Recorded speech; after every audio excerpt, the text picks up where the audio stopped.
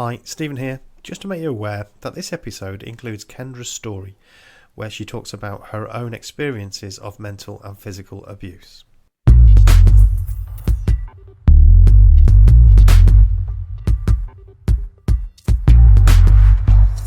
Welcome to Cult Hackers. My name is Stephen Mather. I'm these days an organisational psychologist, but I was raised in a cult. So today I'm very happy to say I've got a really interesting guest. We've got Kendra Petty. Kendra is an author and she's also vice president of a corporation. So very interesting person. I want to get her to tell her story. So first of all, welcome Kendra to the podcast. Thank you so much, Stephen. Excited to be here. Honored to be invited. Thank you. No, you're very, very welcome. So maybe tell us a little bit about yourself, perhaps as you are now, because I'm looking at a very together person who, you know, has been a success in your career. And it would be easy for people to think that that's kind of, it was easy, but obviously you've got a big story to tell. But where are you now in terms of your life and who you are? Sure. No, I do have a big story. I have a pretty bizarre story, a lifetime of trauma and tragedy that I've lived through, not just in my adulthood, but in my childhood and my adulthood. But I really have worked, particularly in the last 5 years, to heal from a lot of that trauma and tragedy.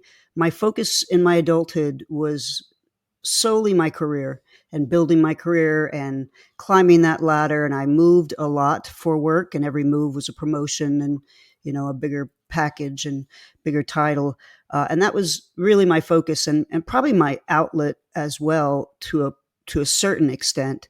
But, you know, today I'm much more balanced. I have a much more balanced life. I really enjoy travel, rock climbing, off-roading, spending time in the ocean, snorkeling, and a little bit of free diving. So I try to stay very active, but I am an executive vice president for a firm in the U.S. We are the largest firm at what we do, and we're in, I guess, 463 cities, about almost 15,000 employees. We're pretty spread out, so it requires a lot of being on the plane and traveling. But you know, I've really enjoyed my career.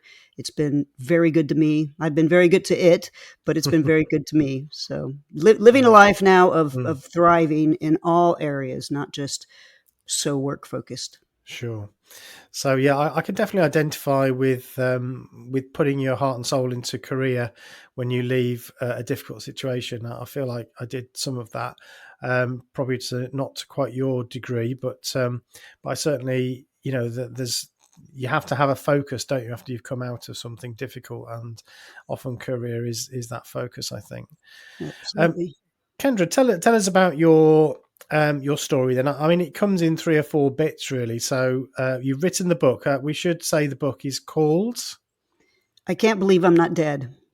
Right. Very arresting title. I'll put a link on our show notes to your website, and people can buy the book from there or access it from Amazon or the book shops. Great. So yeah, it's well worth a read. It's a fascinating story, and there's various parts and phases of your life. We might as well go back to your childhood. We might as well start at the beginning. So tell us a little bit about your childhood. And there is a theme of coercive control and coercion throughout, and I want to pick that up because obviously that's very relevant to our podcast. But tell us a little bit about where you came from in terms of your childhood, please. Sure. I was born on a farm in Oklahoma. It's a family farm. My father and his brother were running the farm. They inherited it from their parents, and we actually got the first part of it in the Oklahoma Land Rush, which is a very historical event, and then built on it from there. The farm is still in our family, but I was not raised on the farm. We left when I was young, moved around Texas, Oklahoma, and Arkansas, settled in the southern part of Oklahoma, about half an hour from the Texas border, which is where I was raised. When I was born, I was sprinkled Methodist. My father was Methodist. My mother was Baptist. Her father was a Baptist preacher. So we were Methodist for a time until we left the farm, and then we moved around. And I guess at some point we started going to the Baptist church, following my mother's religion. And until I guess about sixth grade, we were just sort of a normal Baptist family, going to church on Sundays, occasionally Sunday night. Nothing too intense, but when my parents divorced, my mother remarried, and her and her husband started a church in our house, and I'll get more into that. But Mm. backing up, before my parents divorced, my mother was always had mental instability issues. She was not diagnosed for many, many years until late adulthood, but she was very mentally ill and very violent. And as we got older, as she got older, she got more violent. But so we dealt with my mother's mental illness, and that created a lot of havoc in our family and a lot of arguing between my Mm. parents and abuse from my mother. But my brother, when I was 8 and he was 10, and he was my best friend, we were together, and we were crossing a highway. Why children were allowed to cross a highway? This was the first time we were ever crossing this highway or any Mm. highway. I have no idea why we were allowed to do so, but we were crossing the highway, and my brother was killed by a car going about 70 miles an hour. And he was trying to get me safely across the highway, and his only focus was getting me across Mm. the highway and protecting me. And in the process, he was run over, and it was horrific. I mean, it was absolutely horrific. And from that stemmed so many things with my family. My mother, she went even more mad, Mm. uh, and could not control herself and her anger. I developed horrible night terrors, and of course survivor's guilt, and blamed myself my entire life for my brother's Mm. death. My father left us after a couple of years because it was just so chaotic in our house with this grief that everyone was dealing with. And that just really facilitated even more anger and madness from my mother. My mother eventually remarried her best friend's husband. It's a really kind of a bizarre story. He was basically our neighbor across the street. It was her best friend's husband, but her best friend died of cancer about a year after my brother died, Okay. and left her husband and their two young girls. And my mother and this man got together and got Mm. married. Mm. And so I inherited a whole new family, two stepsisters, Yeah. and my brother and I. And that's when they started the church in our home. And I believe the church, if, looking back and trying to figure out why this went down the path it did, I think they were both. Well, first of all, my mother was very mentally ill, but I think they were both dealing with so much grief. My Mm. mother losing her son and her Yeah. best friend, and her husband losing his wife. I think they were just looking for comfort and Mm. relief from that grief. Yeah, I suppose we can. That's understandable. Unfortunately, the type of church that they started seems to be quite extreme, and that's quite a. Obviously, you described this in your story. It was horrible. It was absolutely Mm. horrible. It was very oppressive. Every day with my mother was 911, hair on fire, living in fear, walking on Mm. eggshells, never knowing when she was going to explode or what was going to cause her to explode, but you can guarantee it was going to happen. Mm. And I was often the brunt of her anger, even though I really tried hard to fly under the radar and I was very afraid of her. She would just snap, and she was extremely physically abusive, very, very physically abusive. And when her and my father would argue, or in later years, if she'd get angry at something while we were driving, she would try to jump out of the moving car, whether we were on the highway or on a side street.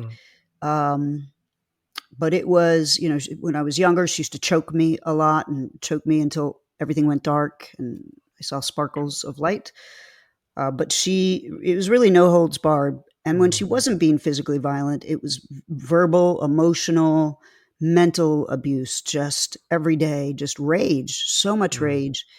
And then she coupled that with the Bible and God and this church that her and my stepfather started. And so that facilitated even more abuse in the name of God. Yeah. And in that cult, in that church, that we started in our home, and it grew so much that we had to eventually move out into like a rented retail space. We outgrew that. We rented a church. We outgrew that. We bought a building, a bigger building, and I think it's still in existence today. But it was, if I had to describe what it is, because I don't remember the name of the church specifically. It was some family faith fellowship or something, but it was, the basis was Christianity, using the Bible, a lot of the Old Testament. Mm. But if I had to align it with something or compare it to something, probably charismatic Christianity.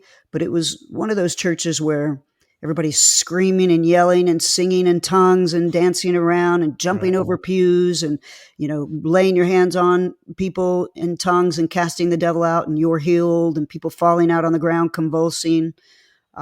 Just very over the top, over the top. But we also, that was our home life as well. Mm. And we went to a Christian school. So everything we did every day was all encompassing the Bible, God, religion, everything. And we were raised in a bubble. We Mm. weren't allowed to associate with people outside the church. We weren't allowed to watch TV or listen to the radio or read magazines or the newspaper or anything secular or of the devil. We weren't allowed to date, that's for sure. So we really went to our Christian school. We came home and read the Bible and prayed in our rooms.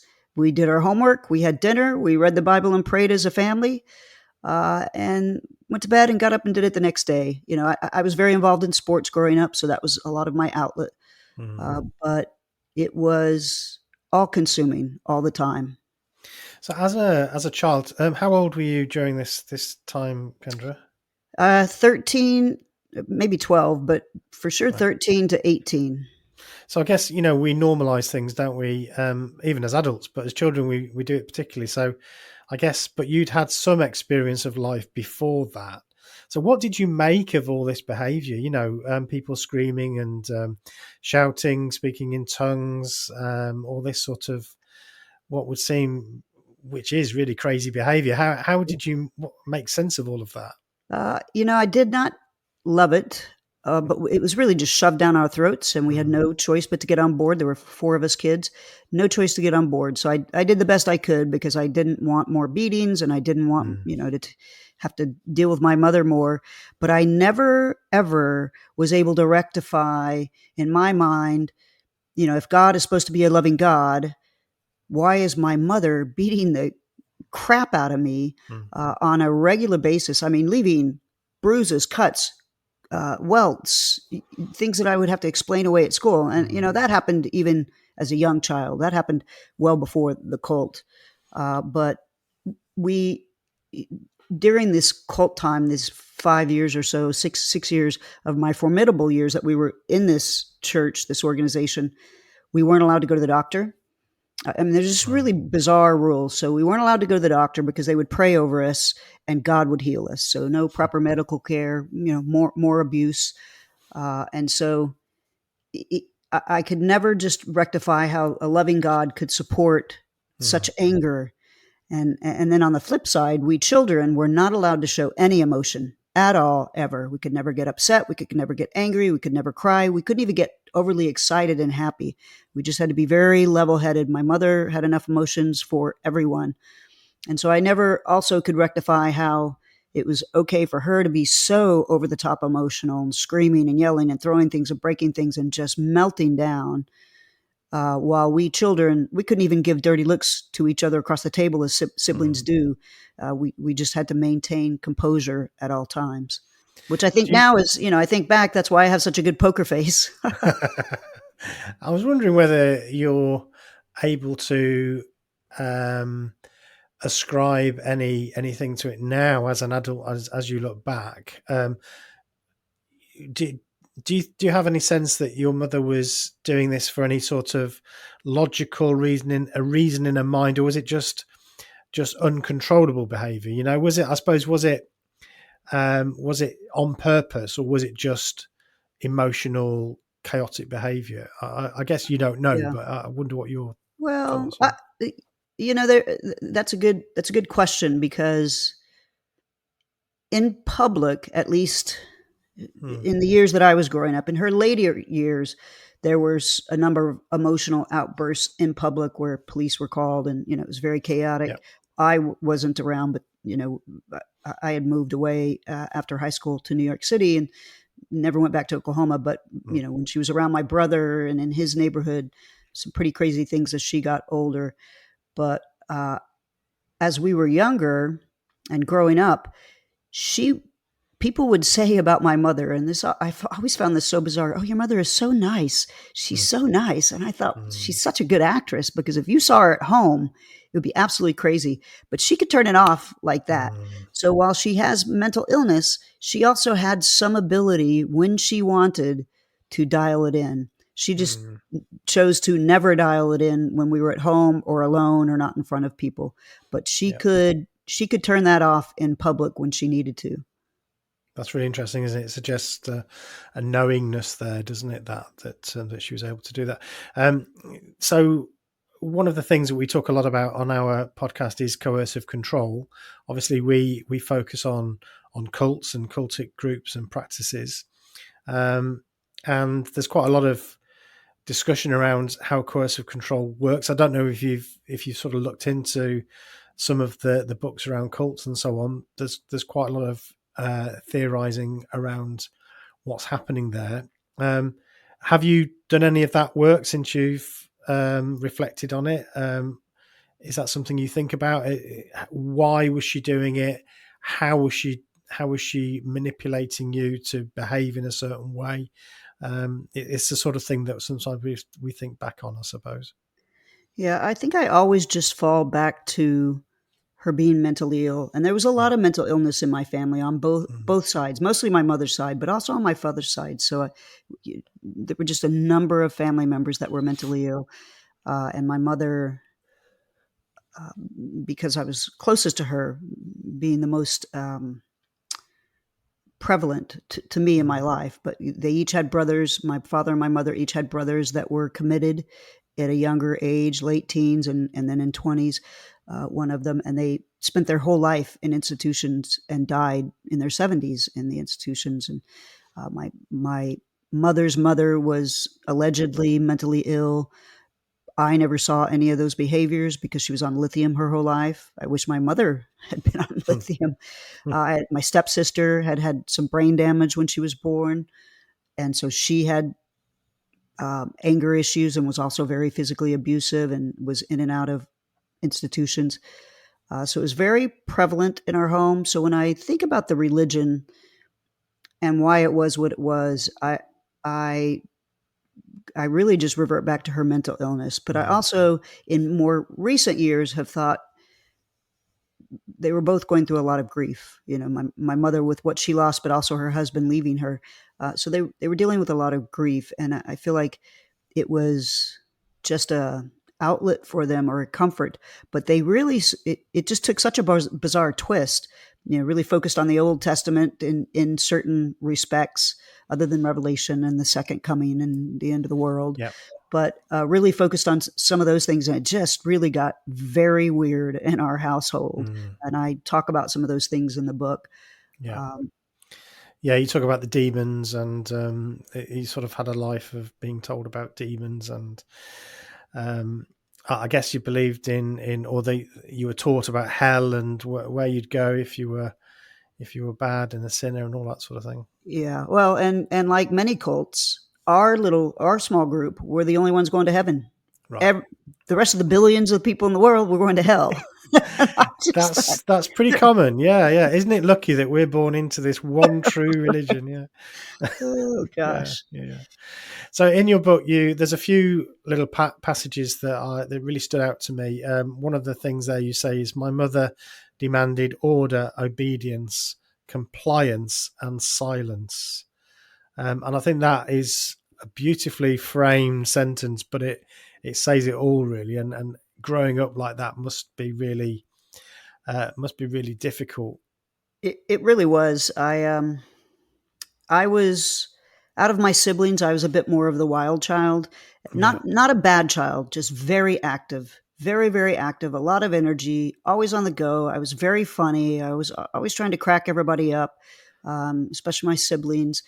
And so I was kind of the clown around the house when they weren't Yeah. there. Of course, when they were there was none of that allowed. Mm. And so it was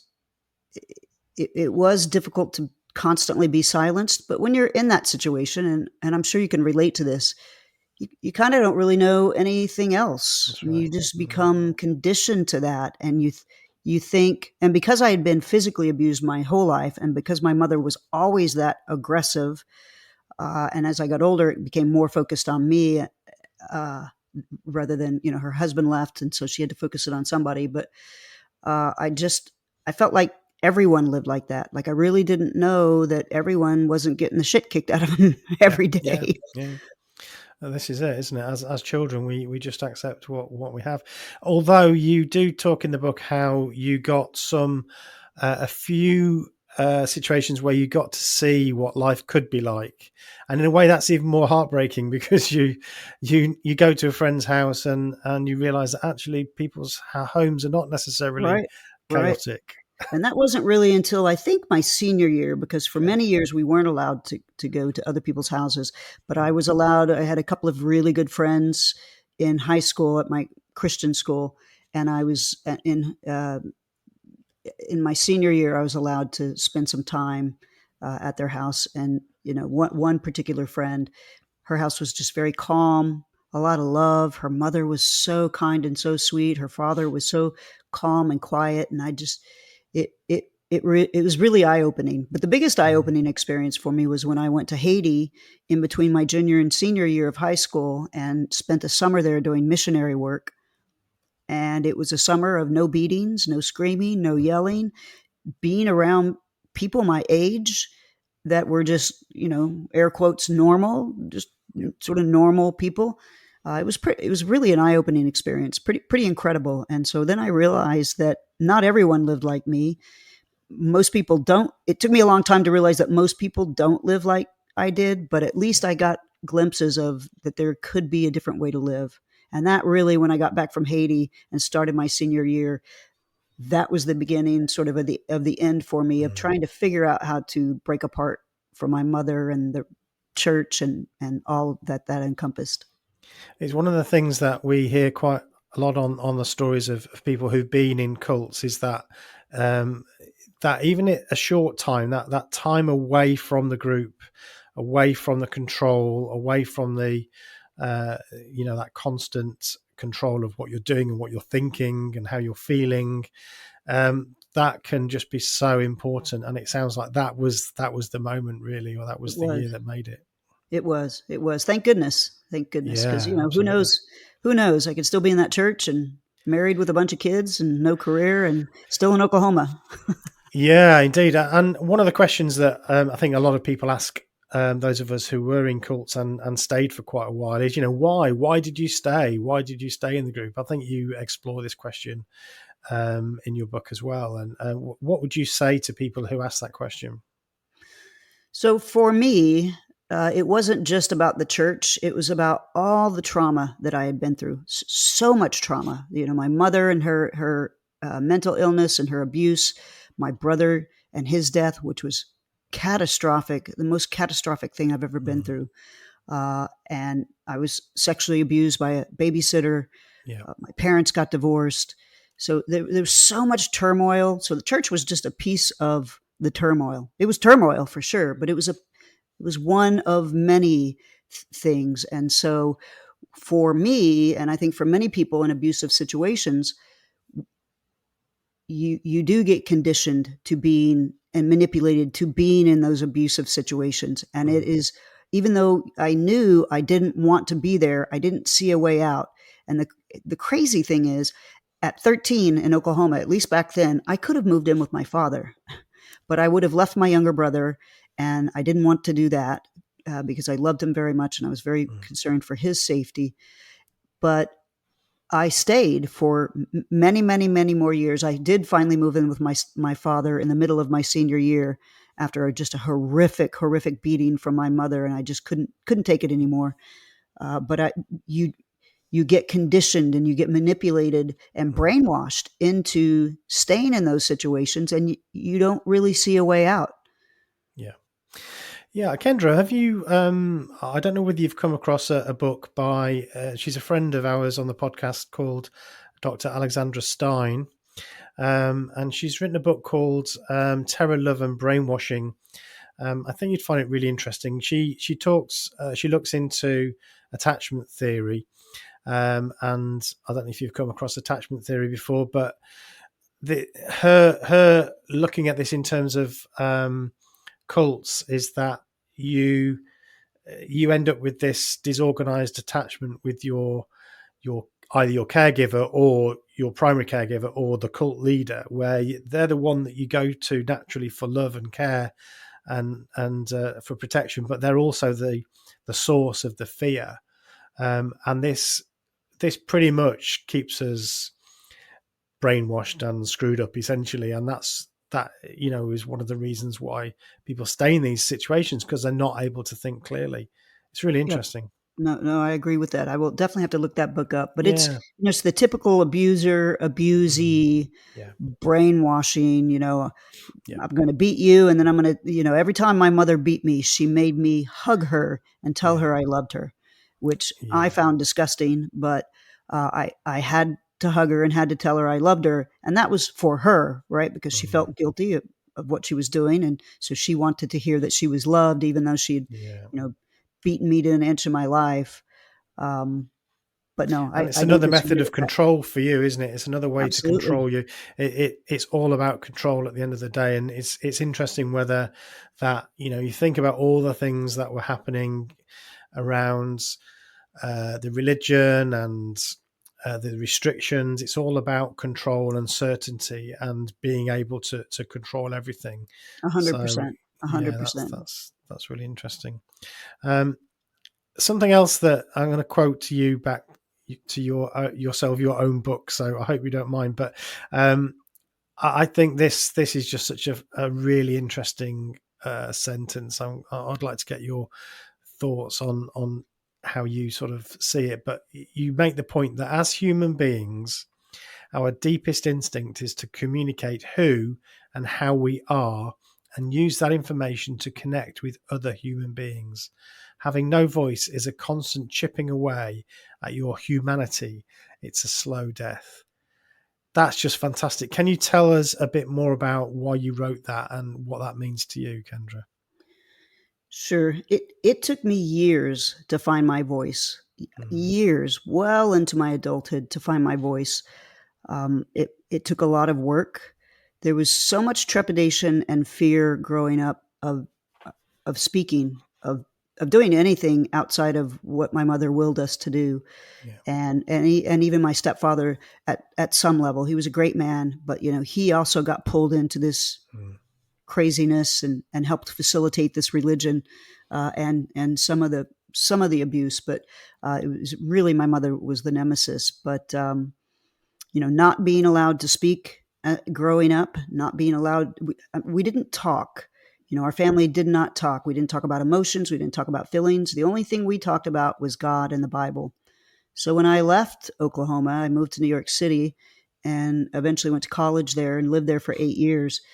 I I wasn't a big talker, and I didn't have a very strong voice. I remember a few years into living in Manhattan, or living in New York, I was in Manhattan for school, and I was walking down the street, and I caught myself looking at the sidewalk, and I realized I always look down. mm, Like when I walk, I'm always looking at the ground. I'm never making eye contact. I'm never engaging in deep conversation or meaningful conversation.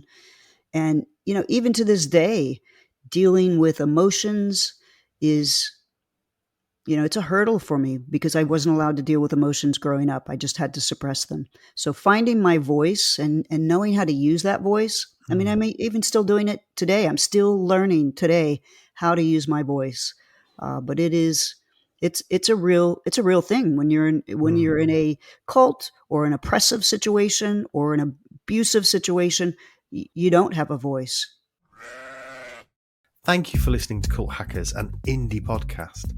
That means we're not part of a big media organisation with huge advertising budgets and massive reach. So just by listening to this, you're supporting the little guy. The hardest thing for us is not content. We love recording episodes and talking to amazing and interesting people. Now, by far the hardest thing is getting in front of the potential millions of listeners out there, with millions of podcasts scrambling for attention. And here's where you can help. Simply by telling people about the podcast. Just telling somebody about it can really help. You can share an episode on social media or private messaging using your app, or on some apps you can leave a rating. Better still, say a few words. So please help us get Cult Hackers in front of more people. And now back to the podcast.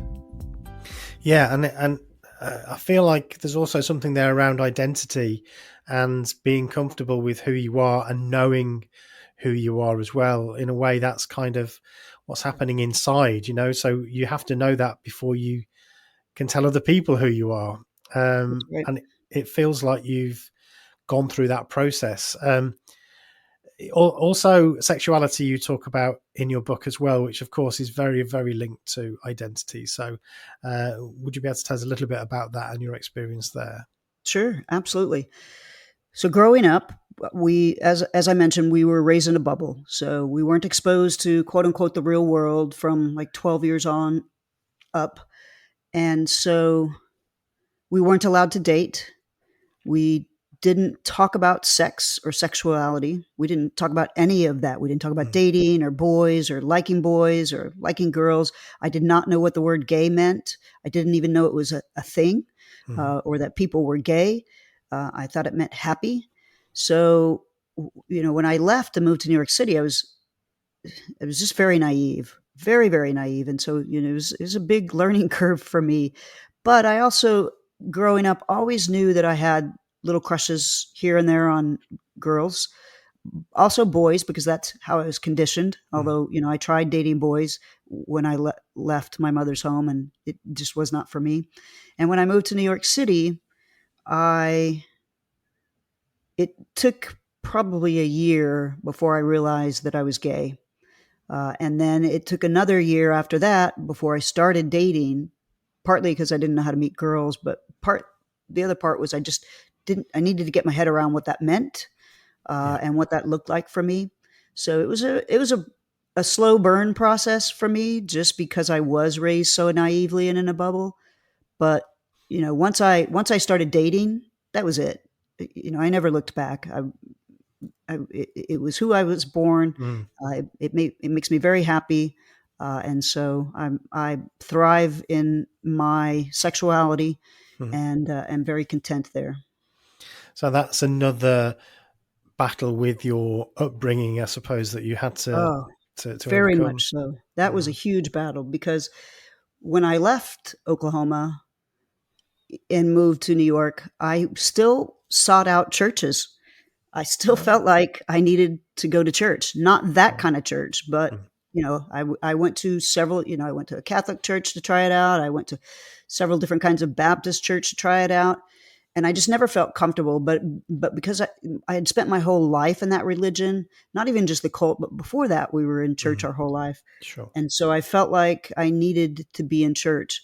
And so when I realized I was gay, it took me a number of years of reading the Bible, referring to the Bible. And my first girlfriend would spend time with me in the Bible. She was raised Catholic. She would spend time with me in the Bible because I felt like I was going to hell. And so I was trying to rectify that in my mind. How can I be going to hell if this is how I was born? And this is, you know, today I say, if there is a God, if this is how God made me, if this is how I was born, then how could I be punished for that? And so I spent a number of years in the Bible trying to figure that out. And I finally, I think it was probably in my later 20s, just decided, you know what, this is ridiculous. Like, I'm a good person. I'm kind. I'm compassionate. I'm not a criminal. I don't commit crimes. I'm not bad to people. I am not going to hell. There's no way I can be going to hell. And so from there, it was a morphine of really just moving away from the Bible, religion, and God to where I am today, which I have. This is a very strong statement, but I have a very strong disdain for organized religion and church. Yeah. So I was going to ask you before whether you you believed the things that you were being taught. Obviously, that's quite a difficult thing to know, but it sounds like you did it in some respects, because you were still kind of thinking about it as you grew up. Right. No, for sure, for sure. It was so ingrained in our family. You know, all of Mm. our family were and are churchgoers, not to the cult, but to Mm. Baptist church and Methodist churches and various kinds of churches. And many of my family still go to church to this day. But, you know, they're those Sunday kind of, you know, I go to church on Sunday and occasionally a Sunday night or a Wednesday night, you know, and I'll still have cocktails and I'll still say curse words. And so that always blows Mm. my mind too. Like, Mm. you know, it's how you combine the two and find that to be okay. But Mm. it's not my place to judge. Right. So I live my life how I feel I should, but it is, it really was hard to morph away from that and move away from it, Mm. because it was so much of our life, our whole life. You know, being from Oklahoma, it's the Midwest. It's the Bible Belt. Yeah, absolutely. Yeah. Obviously, I'm from the UK, so I've heard about, I know about it, but I've never lived it. I've never experienced a community so steeped, I suppose, in religion. The UK is a very secular sort of society in many ways. Of course, we have the national church, we have the Church of England in England, but it doesn't have a big part of most people's lives, if I'm honest. Yeah, that's great. Well, maybe that's Mm. why London is my favorite city. Oh, great. Yeah, I love it. Yeah, I mean, we do have our problems, of course, but that tends to be not so much one of them. Not at the moment, anyway. So, a listener might think, "Oh, thank goodness Kendra has got to the end of all the difficulties." But your career, then you sort of put all your efforts into a career, and that itself has some real challenges, and then you have some health issues after that. So, do you want to tell us a little bit about your life now in your career? You've made a decision to leave this life behind, and you're really focusing on your career. What happens then? So I joined a firm. I lived in New York City for 8 years. I graduated university. I worked in the fashion industry for a few years and did not care for it, and really got tired of the cold weather in New York. So I left and moved to LA, which is where I started in the industry that I'm still in today. It almost 3 decades ago. And so I decided that this industry was where I was going to focus climbing that ladder. And I saw a lot of opportunity. This industry is completely male dominated, has been completely male dominated since I started in it. Very few female executives, even to this day, very few female executives. So that in and of itself has been a real challenge, but that's for a whole nother book or two. But in my focus to climb the ladder, I moved a lot, uh, as I mentioned before. And so moving around to different, from LA to uh, Dallas to San Antonio to Atlanta. I've lived in Chicago a couple times. I lived in LA a couple times, San Francisco a couple times, Vegas a couple times. Wow. I've Cleveland. I've moved a lot, all for work. And so, there's a lot of sacrifice there, a lot of Mm. saying goodbye to friends and such that you make, and then having to start all over in that respect. Mm. But, my career's been very good to me. So I try to be very good to it. But during that time of moving, I met a woman and ended up getting married, even though I really never had a desire to get married or have kids. I loved children, but I just, that family life was not for me, most likely because I came Mhm. from such a tumultuous family Sure. life. But we married, and I did not know that she was an addict. And so Oh. she was an alcoholic and a drug addict. And when we lived in San Francisco, crystal meth became her drug of choice. And she was very violent, very, very violent. And she broke my bones on a number of occasions. I have scars all over my body from her abuse. I had to have her arrested. I eventually divorced her, but it took 6 years to get out of that situation because Mm. we got married. She had a daughter, so I had a stepdaughter. I just felt this obligation of this was my family. I needed to fix this. I needed to figure it out. And I was very naive to drugs. Being Mm. raised the way I was raised, I really had no idea what an alcoholic or a drug addict looked like or acted like or was. And so that was really a trying time in my life. Physically, emotionally, mentally, it was chaotic, just like growing up. But when she wasn't drunk or high, she was amazing, absolutely incredible, love of my life up to that point, and which is why I had such a hard time letting her Mm. go. But I finally left her after 6 years of really trying to get her help and trying to fix things and realizing that I could not. And I moved them back to Texas, her and her daughter. And on the heels of that, I joined a firm a firm as an executive vice president, number two in the company under the CEO. They owned a group of companies, and I oversaw a couple of the companies. The first year was okay. There was a lot of strife between the ownership, lots of strife. Like there were 5 different owners from different families. They hated each other. They were always trying to get each other fired or sue each other. And it was, trying to get the executives on their side versus the other ones. It was very stressful and a very bizarre situation for me because I had come from a corporation, a publicly traded company, and that kind of behavior just didn't Mm. sit in a publicly traded company. It was very professional, and so the first year I just scratched my head, thought, "What in the world?" But it was a smaller firm, Mm. but I stuck with it because I wanted to climb the ladder, and I saw this as an opportunity to move my way up. But after the first year, and going back to when you've grown up in a chaotic, Mm. abusive environment, your bar Yeah. for It's your kind of used level to it. of Mm. accepting chaoticness is really high. And, my ability to recognize red flags and adhere to them and do something about them was very low. My boundaries, I had zero boundaries. I just none. It took me Mm. many, many years to figure out how to put boundaries in place. So I stayed, even though it was chaotic in that respect. But then I started discovering things that this company was doing that I started questioning and pushing back on. And as things unfolded, I discovered they were illegal activities, money laundering. I can't even go down the list. Mm. There's a lot more in the book, but Mm. mafia or mob, organized crime style crimes, and so discovering that this is obviously an organized crime Mm. family or families involved in these many illegal activities. But still, it took me time to really realize, as I started questioning these things and pushing back on them, I still didn't realize the velocity of it. Mm. And then things really started going sideways. Just the relationship with the CEO and the ownership was tainted from all the strife and all these things that I was uncovering and questioning.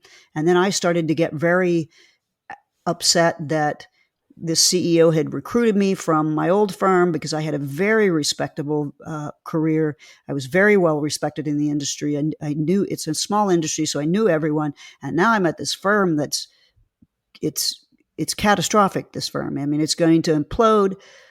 People could potentially go to prison, and so the questioning and that strife led to, I found a listening device in my office, remnants of one in my car, so they were obviously listening to me and probably other people. And because I was so discontent and unhappy when I was in my car talking to my girlfriend or friends or family or in my home, I thought I was speaking privately, but obviously they were Mm. listening. And so some of Mm. the things I said about them were not, I mean, they were truthful, but they weren't nice. Mm. Right. And I would talk about some of the things I found to the people I knew, still being naive, like not knowing they were listening to me. Um, and then about 4 months after I found the listening device, I started getting sick, very, very sick. My skin turned gray. I got sores in my ears and in my throat and on my tongue and in my mouth. I had horrible headaches. My eyes got very swollen and puffy. My bones and my muscles and ached, just so much body pain and joint pain. My voice got very raspy. I could hardly talk. People around the office would say, "What is wrong with you?" And I would say, I don't know, but I feel horrible. And I began to realize that it was something in my office that was making me sick. I thought it was in the vents. Maybe it's mold. I'm checking the vents. Anyway, long story short, and there's a lot more detail in the book about this, but long story short, I found poisons. I found poisons in my office.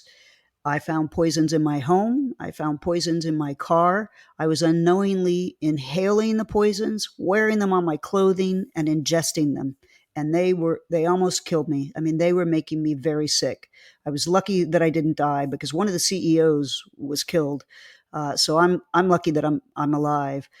And from there, being exposed to those chemicals led to years of diseases. I developed Graves' disease, and then I developed cancer 7.5 years later.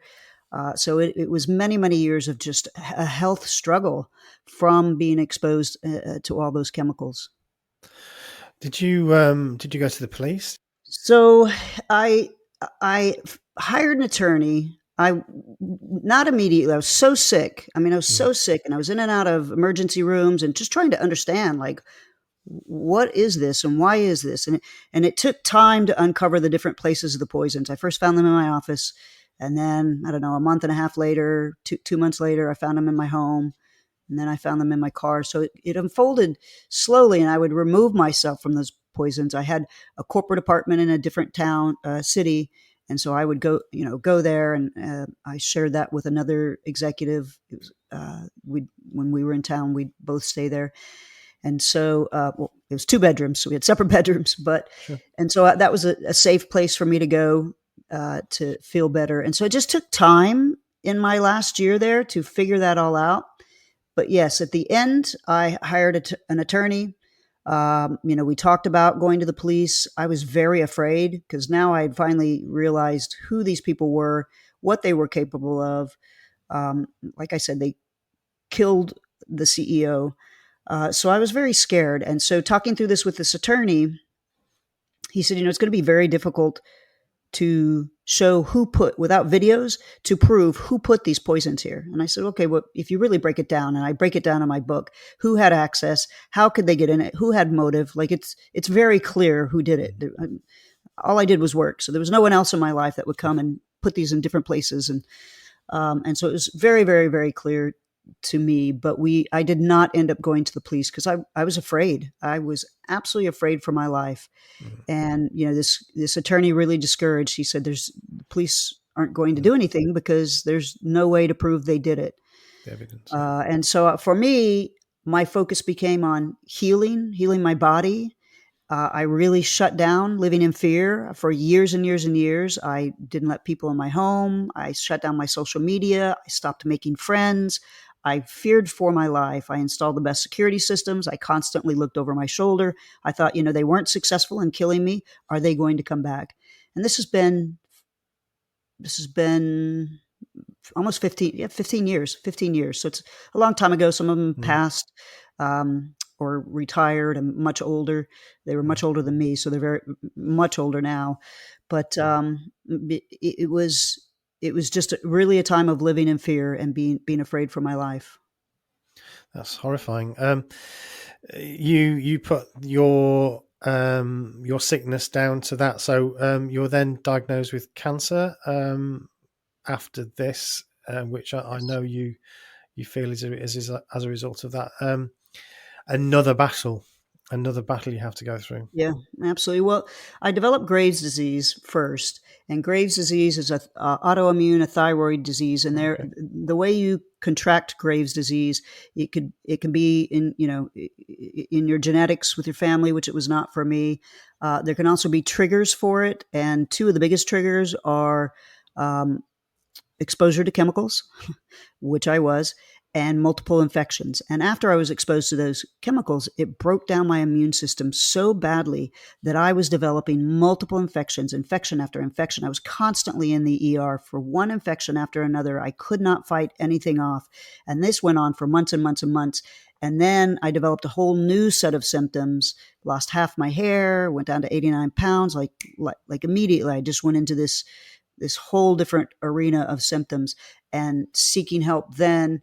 Uh, I was diagnosed with Graves' disease. And so I fought Graves' disease for over a decade before I finally had to have my thyroid removed because the chemo just wrecked it further. But the gestation period for cancer, when exposed to chemicals, is 7 to 8 years.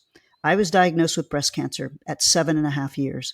I have absolutely no doubt that it was that exposure to those chemicals, such a high concentrate for so long, that gave me my cancer. Cancer does not run in my family. And years before, I would tell my friends, if I ever get cancer, it's going to be because of those chemicals. Never ever thinking I would get diagnosed with cancer. And when I got diagnosed, it hit me like a brick.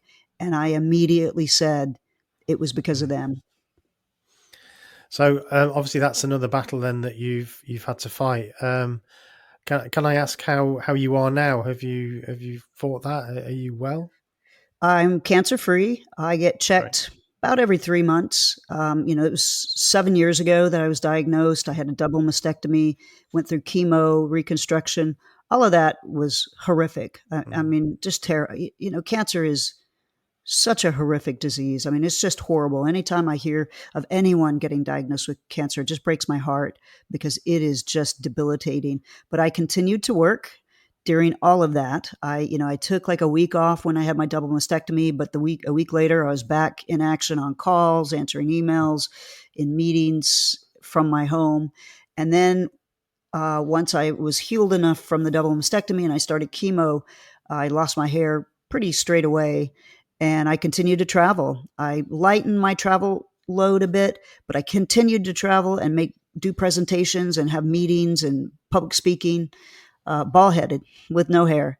And I would make a joke, oh, I lost a bet and had to shave my hair or whatever to make it a little less awkward. But it was cancer is just horrific. And the after effects, at least for me, and everybody's body is different, everybody's cancer treatment is different. The after effects of chemo were hellacious. I mean, to this day, I still deal with physical things from being poisoned, from Mm. Graves' disease, but now it's a hypothyroidism since I don't have my thyroid, and from chemo and cancer. So it has just been a challenging now 15 years of physical things Mm. and mental to add on to that. So obviously the title of your book is "I Can't Believe I'm Not Dead." That's why it's called that, for Yes, obvious reasons. Um, yes, so I mean, we can definitely describe you as a survivor. So let's, for the next sort of few minutes that we've got left, explain to us how you have managed to survive, and what are the lessons that you've learned that maybe you can pass on to others. sure. I like I said, 5 years ago, I hit a wall with this continuous cycle of trauma and tragedy and PTSD. And thank goodness I was born with just an incredible inner strength. I was very fortunate to have that from the get go, out of the womb. My mother said that at 2 years old, I was picking my own clothes and didn't want her to pick my clothes out. So I had this fortunate inner strength that really helped me through everything.